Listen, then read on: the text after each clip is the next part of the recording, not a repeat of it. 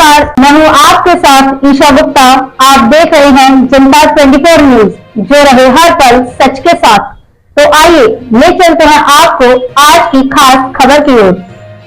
फिरोजाबाद में Shri Digambar Jain high school चौकी gate पर गणतंत्र दिवस धूमधाम से मनाया गया। इस अवसर पर छात्र छात्राओं ने सांस्कृतिक प्रस्तुति दी। कार्यक्रम में सौरभ जैन शास्त्री द्वारा अपने विचार व्यक्त किए गए।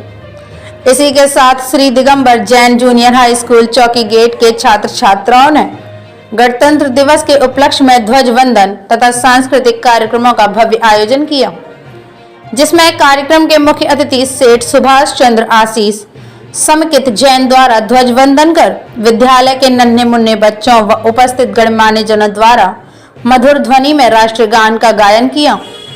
इसके बाद जैन धर्म के 24वें तीर्थकर श्री 1008 भगवान महावीर स्वामी के चित्र का अनावरण सुनील कुमार जैन एवं दीप प्रज्वलन विनय कुमार शोभित द्वारा किया गया। संचालन विद्यालय प्रबंधक सौरभ जैन ने किया। इस कार्यक्रम में पधारे गौरव अतिथि प्रमोद जैन, संजय जैन, कमल जैन, सुरेश चंद्र जैन, कुंज बिहारी लाल जैन का पीत पटका पहनाकर स्वागत किया गया। मंचासीन अतिथि गणों का विद्यालय कार्यकारिणी अध्यक्ष सौरभ जैन, महामंत्री सचिन जैन, कोषाध्यक्ष गौरव जैन, विवेक आदि सम्मानित महानुभावों का विद्यालय कार्यकारिणी के कार्यकर्ताओं द्वारा पीत दुपट्टा पहनाकर स्वागत किया गया।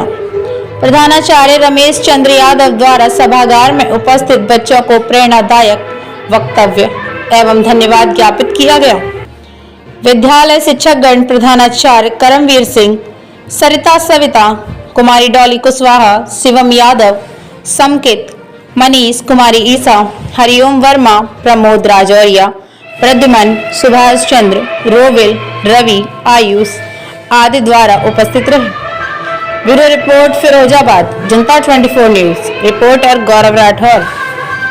सबसे पहले मैं मंच पर विराजमान सभी अतिथिगण, पुरातन एवं नवीन शिष्यगण, महानुभाव उन सभी का हार्दिक स्वागत करता हूं, जिन्होंने हमारे नन्हे मुन्ने बच्चों के बीच में आकर के मुझको सुशोभित किया है। हमारे बच्चों को उत्साहवर्धन के लिए प्रेरित किया है। तो सबसे पहले मैं इस गणतंत्र दिवस के बारे में जो शब्द आपके लिए कह रहा हूं। देखिए, अपना देश सैकड़ों वर्ष तक विदेशियों का गुलाम रहा। बाहर के आक्रांता हमारे देश पर आए, लूटपाट की, धन दौलत यहां से ले गए, वहां अत्याचार किए। उसके बाद कूटनीति चारों ओर से अंग्रेजों ने यहां पर अपना राज्य स्थापित किया। आए थे मित्रता का हाथ बढ़ाने के लिए, व्यापार करने के लिए। बड़े बड़े शहरों में कंपनियां इन्होंने बनाई और हमारे देश के जो राज्यों में हमारा देश बटा हुआ था, वहां का एक एक राजा होता था, उनको अपने टंगुल में बताया इन लोगों ने और एक एक करके उनको मारा और पूरे देश पर कब्जा किया। एक बार हमारे देश के शहीदों को उनका खून खोलना कि हमारा ही देश और हम पर ही इतने अत्याचार हो रहे हैं, हम अपनी बात पे जो है कहीं बात नहीं कर सकते हैं, अपनी इच्छा से कोई देश के अंदर काम नहीं कर सकते हैं। अतः ये करना चाहिए, रंगियों को ज्यादा पकाना चाहिए। इस बात के लिए अनेक देश के सेनानियों ने देश के बलिदान के लिए तैयार हुए। सुभाष चंद्र बोस जैसे खड़े खून के नेता ने सभी भारतवासियों के अंदर खून खौला दिया और उन्होंने कहा, तुम मुझे खून दो, मैं तुम्हें आजादी दूं। ये बात सुनकर देश के अंदर जितनी भी स्त्रियां थी, पुरुष थे, सबके अंदर एक जागरण हो गई कि हम अपने देश को स्वतंत्र करा के ही रहेंगे, चाहे हमें सब कुछ यहाँ पर बलिदान करना। तो मैं बहुत कम नहीं बताऊंगा क्योंकि हमारे आगंतुक भाइयों को समय बहुत कम है। तो ये चीजें हमारे अंदर जब उत्पादित हुई तब देश इकट्ठा हुआ, हमारा देश स्वतंत्र हुआ। स्वतंत्र होने के बाद 15 अगस्त 1947 को अपना देश स्वतंत्र हुआ। उसके बाद 26 जनवरी 1950 को अपने देश में नया संविधान लागू हुआ, जो गणतंत्र दिवस के रूप में जिसको हम आज मना रहे हैं। अंग्रेजी बच्चे पढ़ते हैं रिपब्लिक डे जिसको बोलते हैं, तो उसके रूप में आज हम इसको बड़े शुभकामनाओं के साथ मना रहे हैं। आज हमारा देश प्रगति पर है। उस संविधान का आज हम संविधान करते हैं, सम्मान करते हैं, जिसके अंदर 395 अनुच्छेद और 8 अनुसूचियां हैं। विश्व का एक महान संविधान है। सबसे बड़ी विशेषता इसकी ये है कि ये लिखित संविधान है। तो उसके अंदर इतने विचार हमारे नेताओं ने भरे, सभी देश के जो नागरिक हैं उन सबको समानता का अधिकार है, स्वतंत्रता का अधिकार है, बोलने का अधिकार है, संपत्ति रखने का अधिकार है, अपने अपने धर्मों को मनाने का अधिकार है। ये इतनी छूआछूत का विरोध किया गया है। कोई गरीब है उसकी भी उंगली पकड़ करके उसको उठारा दे करके चलना है। ये सब चीजें हमारे संविधान में बहुत कुछ बचाने के लिए कट करके शॉर्ट में ही मैं आपको बता रहा हूँ। तो ये बातें उस संविधान में जिसका आज हम सम्मान करते हैं। आप नौजवान हैं, भावी पीढ़ी के नागरिक हैं, आप भी राष्ट्रपति बनेंगे, प्रधानमंत्री बनेंगे और देश के मुख्यमंत्री बनेंगे, भारत सेना अध्यक्ष बनेंगे, थल सेना के अध्यक्ष बनेंगे। मन को और मनोबल को ऊपर बढ़ा करके चलेंगे। क्यों? आज हम शिक्षक हैं, हमारे बनाए हुए भी राष्ट्रपति बनते हैं, प्रधानमंत्री भी बनते हैं, इसलिए शिक्षक का स्थान हमेशा ऊपर है। अगर वो अपनी सच्ची आत्मा से शिक्षा दे तो वो शिक्षक ही होगा, क्योंकि सम्मान में उसको सम्मान प्राप्त होता है। इसलिए मैं सभी बच्चों को ये आशीर्वाद के साथ कहता हूँ, बड़ी लगन से, बड़ी दानिशता से आप पढ़ें, अध्ययन करें, मनोबल को बढ़ाएं। आप भी ऐसे ही देश के अच्छे नागरिक बनेंगे तब ये देश हमारा आगे को बढ़ेगा, और जब देश आगे को बढ़ेगा तो हमारे पास कोई नौकरियों की कमी नहीं रहेगी और हम जो आगे बढ़ करके अच्छे नागरिक बन जाएंगे। इसी के साथ समय बहुत कम है, मैं तो घंटे 2 घंटे बोलता रहूंगा। अपने साथी जी से अनुरोध करूंगा, तो मेरा शरीर भी अभी थोड़ा कमजोर है, इसलिए सांस में कोई दिक्कत हो रही है। मैं साथी जी से अनुरोध कर दूंगा, क्योंकि बच्चों के बड़े प्रिय वो हमारे अतिथि हैं, बच्चों को बड़ा हंसाते हैं और बच्चों की भाषा में खूब अच्छा बोलते हैं और उनकी वाणी भी भरोसा दिए हुए है। तो मैं उनको यहाँ पर सम्मान बुला रहा हूँ और बच्चों को आशीर्वाद के प्रति तो शब्द कहने के लिए प्रेरित करनी और थोड़ा सा जानकारी शेयर करनी। मेरे पास जो जानकारी है वो मैं पूरी कोशिश किया हूँ नोट करने की, ताकि आपके सामने प्रस्तुत कर सकूं और आपको बता सकूं। चलो आज तो दीजिए।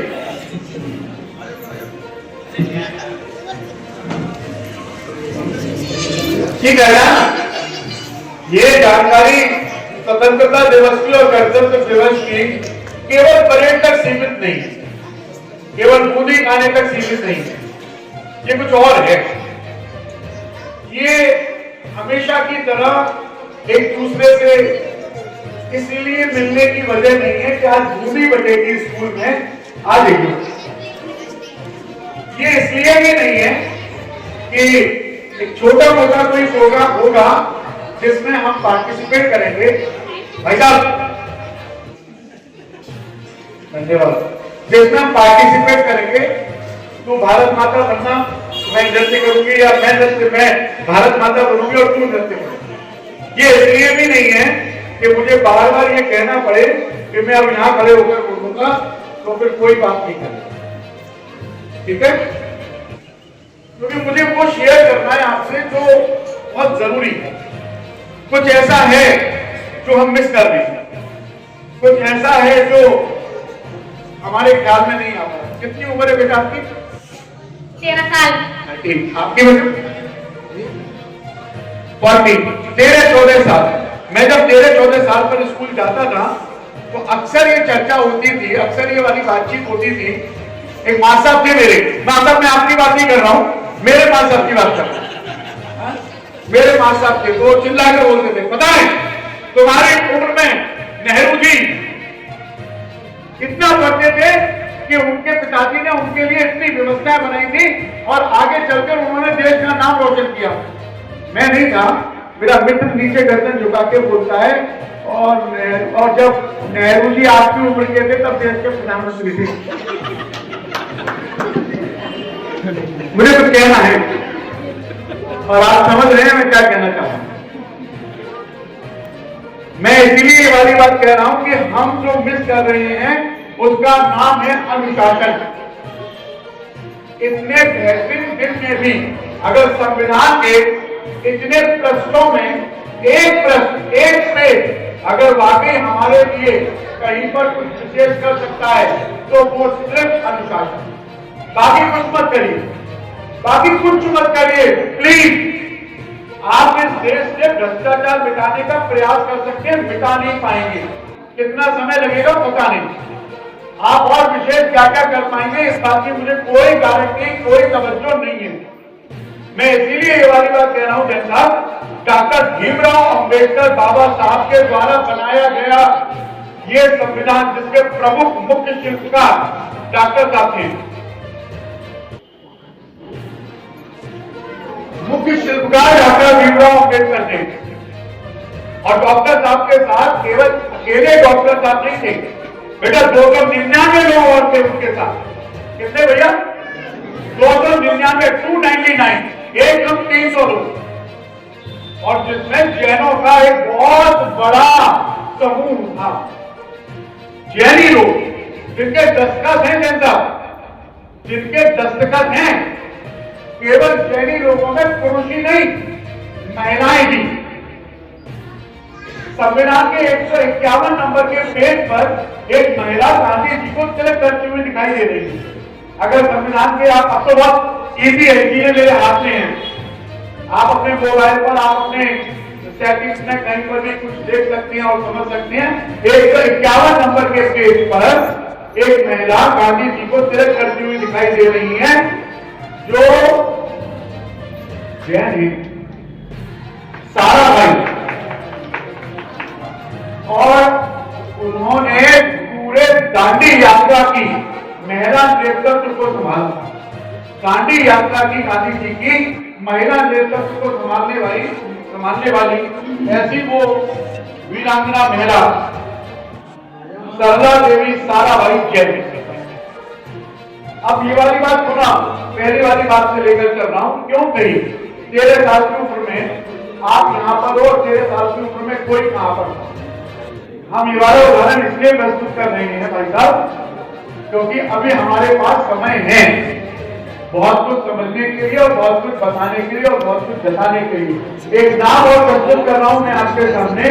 अभी लेटेस्ट आपके ख्याल में हो भाई साहब, अभी लेटेस्ट आपके ख्याल में हो 9 अगस्त 1997, 1997, 9 अगस्त, इस दिन भारत सरकार ने संविधान के गिने चुने जीवित व्यक्तियों का सम्मान किया था।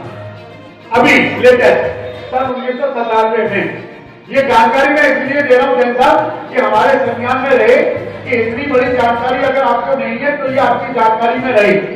सन 1997 9 अगस्त को संविधान के गिने चुने 10-12 लोगों का सम्मान संसद भवन में किया गया, जिनमें एक नाम सुनकर आपको अच्छा भी लगेगा, इंदौर से कुसुम कांत जैन, श्रीमान कुसुम कांत जैन, जो संविधान लिखने में जब लिखा गया उसको, तब इंदौर से मात्र 28 साल के सदस्य थे जिन्होंने संविधान में अपनी शिरकत की।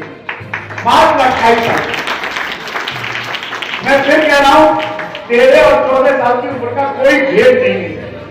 भेद है तो सिर्फ एक चीज का, जो हम मिस कर रहे हैं, समझ नहीं पा रहे हैं कि हमारे ज्ञान की उपयोगिता क्या है, और ज्ञान की सच्ची उपयोगिता पुनः अगर कुछ है तो वो हमारा अनुशासन। हम कितना अनुशासन अपने ऊपर व्यवस्थित तरीके से रख पाते हैं और सह पाते हैं और हो पाते हैं। ये नहीं मानेंगे तो हम मानेंगे ना। हम अनुशासन में नहीं कि